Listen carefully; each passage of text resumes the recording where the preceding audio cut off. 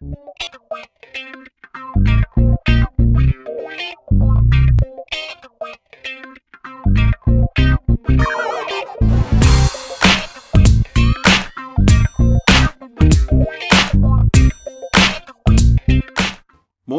l'objectif de cette vidéo est de vous présenter des exercices types sur les évolutions successives. Cette vidéo est de niveau seconde, elle fait partie du chapitre Information chiffrée. Alors, on va commencer par l'exercice 91, page 274 de votre manuel, hyperbole de chez Nathan. Dans chaque cas, déterminez la valeur de t. Petit a, la fréquentation d'une salle de cinéma a baissé de 20%, puis de t pour 100. Au total, elle a diminué de 32%. Petit b, le prix d'une place de manège a baissé de 20%, puis augmenté de t% pour revenir à son tarif initial. On va donc commencer avec petit a. Si je reprends l'énoncé, donc je pars d'une valeur de départ pour la fréquentation des salles de cinéma, et j'ai d'abord en premier une baisse de 20% qui correspond donc à un coefficient multiplicateur CM1 qui est donc égal à 1 moins 20 divisé par 100, 1 moins 20%. Et j'obtiens ici une valeur d'arrivée intermédiaire. Ensuite, j'ai de nouveau une diminution de t%, donc je vais avoir un coefficient multiplicateur 2, qui est donc égal à 1 plus t divisé par 100, 1 plus t pour 100. Ce t sera automatiquement négatif, puisque je vais avoir une diminution, et j'obtiens au final ma valeur d'arrivée, avec un petit f pour dire valeur d'arrivée finale. Pour passer directement de ma valeur de départ à ma valeur d'arrivée finale, je vais utiliser donc le coefficient multiplicateur global qui est égal au coefficient multiplicateur 1, CM1 multiplié par CM2, et on me dit aussi qu'au total, donc la fréquentation de la salle de cinéma a diminué de 32%. Donc ça veut dire que mon coefficient multiplicateur donc global, il est donc égal à 1 moins 32%. 1 moins 32 divisé par 100. Voilà à quoi est égal le coefficient multiplicateur global. On peut donc dire que le taux T en pourcent donc cherché vérifie. Qu'est-ce qu'il vérifie?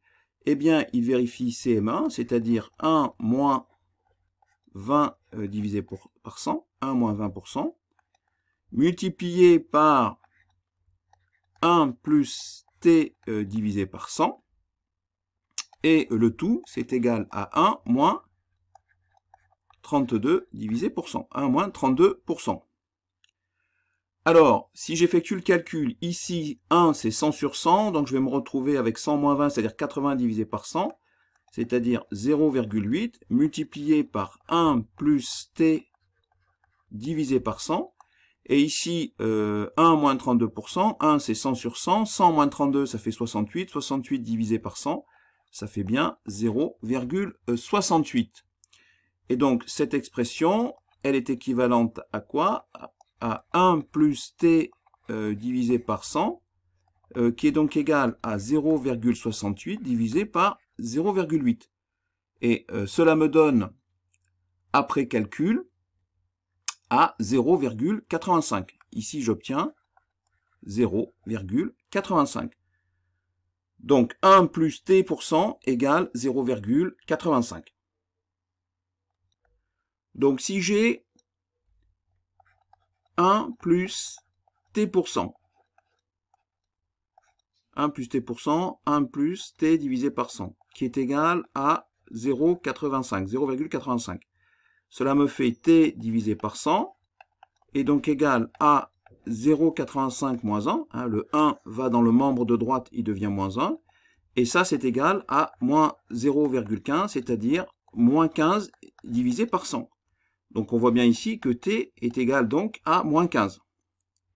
Et qu'est-ce qu'on peut dire? C'est que la seconde baisse, la seconde baisse de fréquentation de cette salle de cinéma de fréquentation de cette salle de cinéma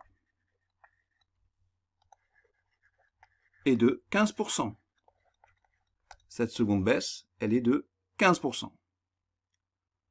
On va faire maintenant le petit b. Donc petit b, le prix d'une place de manège a baissé de 20% puis augmenté de t% pour revenir à son tarif initial. On a donc ici une valeur de départ avec une baisse de 20%, donc ça correspond à un coefficient multiplicateur CM1 qui est donc égal à 1 moins 20 divisé par 100. Cela me donne ici une valeur d'arrivée. Ensuite, je pars de cette valeur d'arrivée pour revenir à la valeur de départ. Et ici, j'ai donc un deuxième coefficient multiplicateur qui est égal à 1 plus t%. Alors, cela correspond à une augmentation. Donc, ça veut dire que automatiquement, ici, le t, il va être positif. Alors, on peut dire que le taux t% cherché, le taux t% cherché vérifie. Qu'est-ce qu'il vérifie?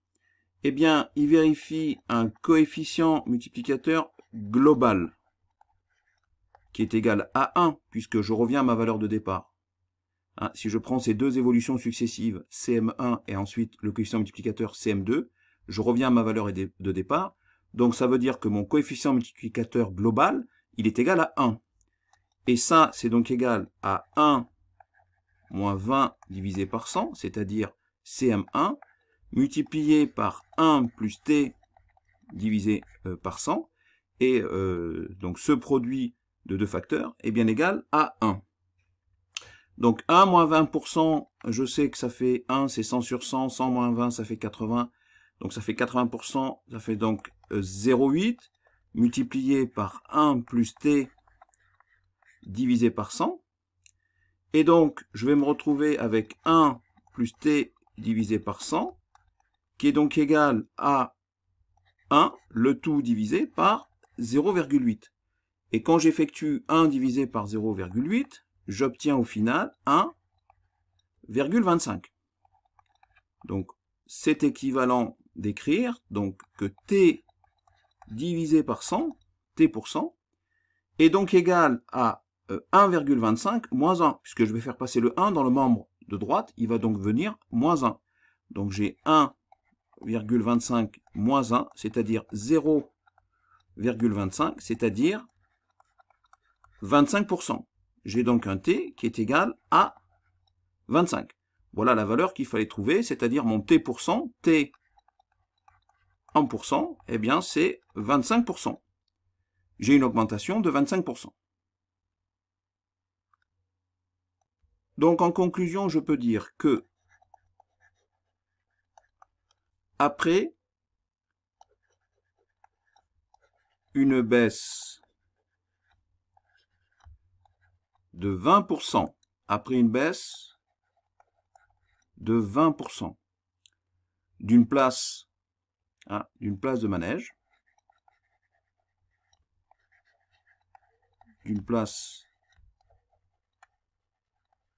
de manège, le prix,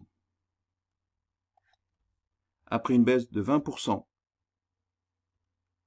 d'une place de manège, le prix a augmenté de 25%.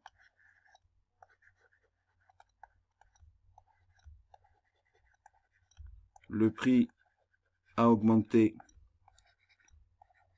de 25% pour revenir à son tarif initial.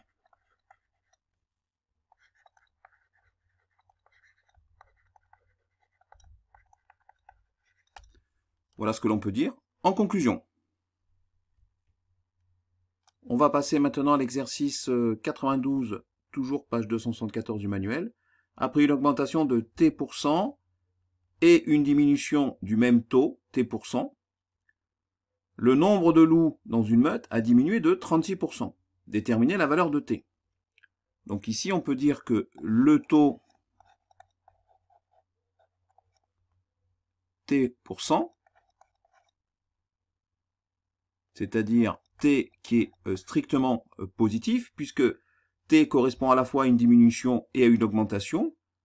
Donc le taux T%, T étant strictement positif, vérifie en fait,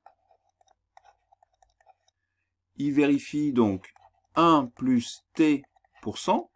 Donc là, c'est le coefficient multiplicateur CM1 qui correspond à une augmentation, multiplié par 1 moins T%, donc ici T est positive, mais avec le moins, ça correspond bien à une diminution. Donc j'ai le coefficient multiplicateur CM2, et le produit de ces deux coefficients multiplicateurs, est égal à un coefficient multiplicateur global, qui vaut donc 1 moins 36%, hein, puisqu'il y a une baisse de 36%. Hein, si on fait notre schéma, je vous rappelle, on a notre valeur de départ. Ici, j'ai mon premier coefficient multiplicateur CM1 et j'arrive à une valeur d'arrivée intermédiaire. J'ai ici mon deuxième coefficient multiplicateur. J'arrive à ma valeur d'arrivée finale. Et pour passer directement de VD à VF, j'ai mon coefficient multiplicateur global. Donc voilà ce que j'ai, je répète, je vais mettre ici l'expression, donc 1 plus T divisé par 100 multiplié par 1 moins T divisé par 100 est égal à 1 moins 36%, donc 1 moins 36%, ça correspond en fait à 100 moins 36, le tout divisé par 100, c'est-à-dire 64%, c'est-à-dire 0,64. Hein, je me retrouve avec 0,64. Et ici, en fait, j'ai l'expression d'une identité remarquable. Hein, rappelez-vous, A plus B multiplié par A moins B, ça fait A carré moins B carré. Donc ça, on peut dire que c'est donc égal à 1 au carré, moins T divisé par 100, le tout au carré. D'accord? Donc je vais me retrouver au final avec 1 au carré, ça fait 1, moins T divisé par 100 au carré, et ça c'est égal à 0,64. Donc je vais faire passer cette expression dans le membre de droite, donc et le 0,64, je vais le faire passer dans le membre de gauche, donc il va devenir moins 0,64, donc je vais me retrouver avec 1 moins 0,64, et ici le moins t carré sur 100, le moins t sur 100, le tout au carré, il va devenir plus, donc je vais me retrouver ici avec t sur 100, le tout au carré. D'accord? 1 moins 0,34, ça me donne 0,36. Donc t sur 100, le tout au carré, est donc égal à 0,36. Quand je me retrouve devant une équation du type x carré égale petit a, j'ai deux solutions possibles. J'ai donc x égale plus racine carrée de a, ou alors j'ai x qui est égal à moins racine carrée de a. Ici, je vais avoir qu'une seule solution, puisque je sais que t est positif. Donc, je n'ai que la solution positive. D'accord? Donc, qu'est-ce qu'on peut dire? C'est que au final, ça c'est équivalent à quoi? À dire que t sur 100 est donc égal à la racine carrée de 0,36, c'est-à-dire 0,6. Donc, t sur 100 est égal à 0,6, c'est-à-dire 0,6, c'est la racine carrée de 0,36. Voilà ce que je peux dire. Donc si t divisé par 100 est égal à 0,6, c'est-à-dire 60 divisé par 100, eh bien, je peux en conclure que t est donc égal à 60. T est donc égal à 60.